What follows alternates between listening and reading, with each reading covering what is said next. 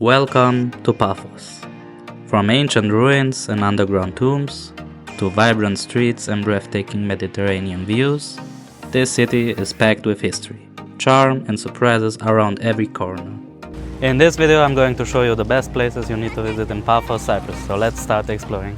Whether you're here for the history, the beach, or just to wander through charming old towns, this guide will show you exactly where to go and what not to miss. First up, the tombs of the kings. If you want to feel like Indiana Jones for a moment, then you need to come here to the tombs of the kings. These monumental tombs date back to the 4th century BC and were built as the final resting place for the wealthy elite of ancient Paphos. Fun fact, despite the name, no actual kings were buried here, just the aristocracy.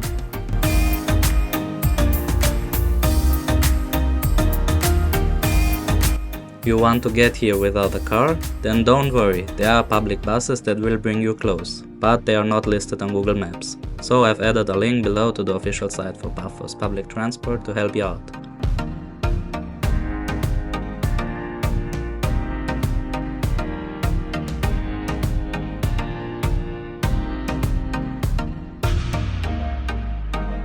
And yes, this stunning UNESCO World Heritage Site is super affordable to visit, just €2.50, and it's free for students, children and pensioners.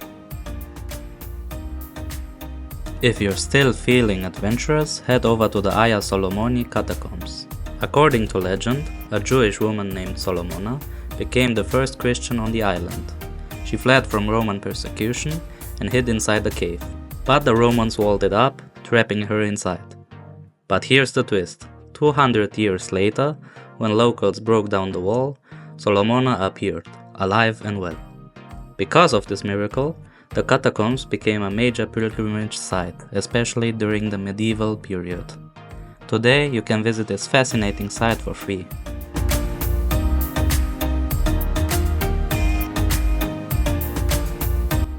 Just a short walk away, you will find the archaeological park of Nea Paphos, home to some of the best Roman mosaics in the entire Mediterranean. Here you're literally walking through over 2000 years of history. Don't miss these highlights. The ancient theater. Built in the 4th century BC, it is still partly used today.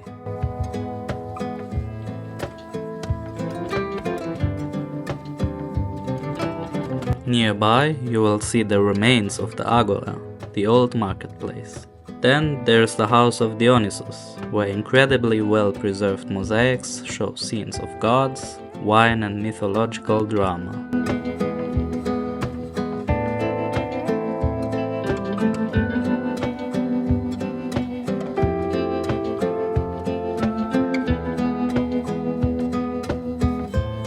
You'll also find Saranda Kolones, the ruins of a 7th century Byzantine fortress. Its name means 40 columns in Greek, because that's exactly how many once stood here.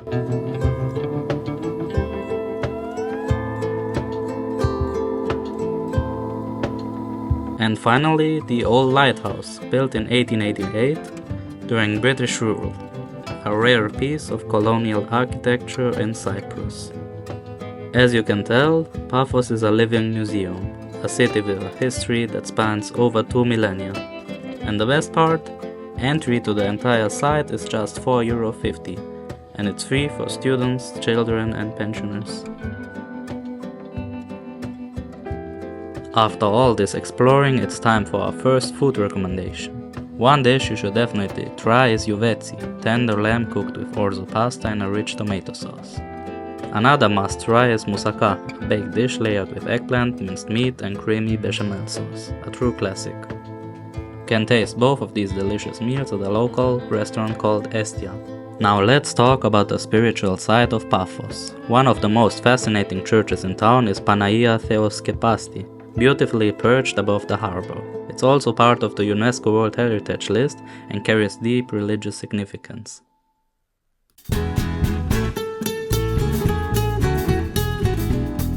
Not far away you'll find St. Paul's Pillars Church, named after the spot where St. Paul was said to have been tied and whipped for preaching Christianity. The site combines ancient ruins with a peaceful modern church, making it a special place to visit.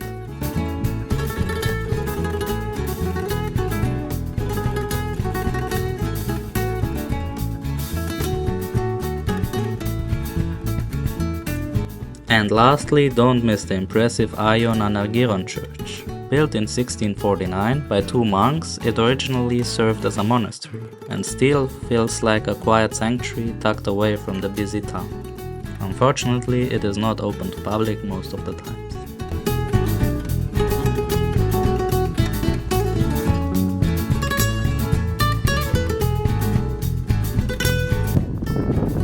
For the best view overlooking the Mediterranean as well as the harbor, head right here to the medieval castle. Originally built in the 12th century by the Byzantines, this fortress has seen crusaders, Ottomans and earthquakes, but is still standing strong. Today it is one of the most iconic landmarks in Paphos. Entry is just €2.50 and it's free for students, children and pensioners.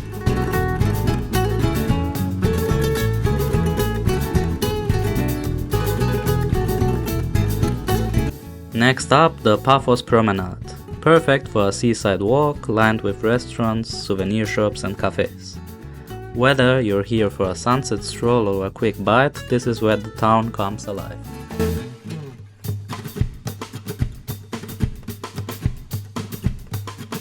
Now for my hotel recommendation.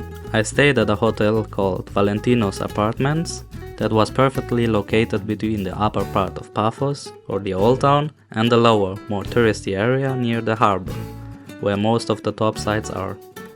It was the ideal base to explore both the historical and coastal sides of the city and costs around €60 per night.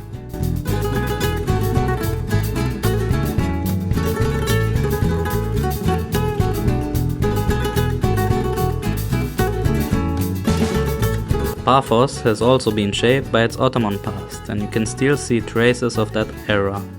Two interesting sites from this period are the Ottoman baths, also known as hammams, and the Djami Kebir Mosque.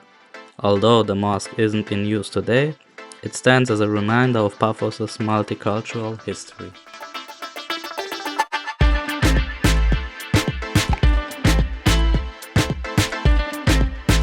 And yes, time for another food recommendation. You'll definitely have to try Afelia, a Cypriot dish made of pork marinated in red wine and coriander, slow cooked to perfection. You can try it at a cozy local spot called Laona restaurant. Finally, take some time to wander through the old town of Paphos. It might not have grand monuments, but its charm lies in the narrow streets, colorful buildings, and relaxed atmosphere.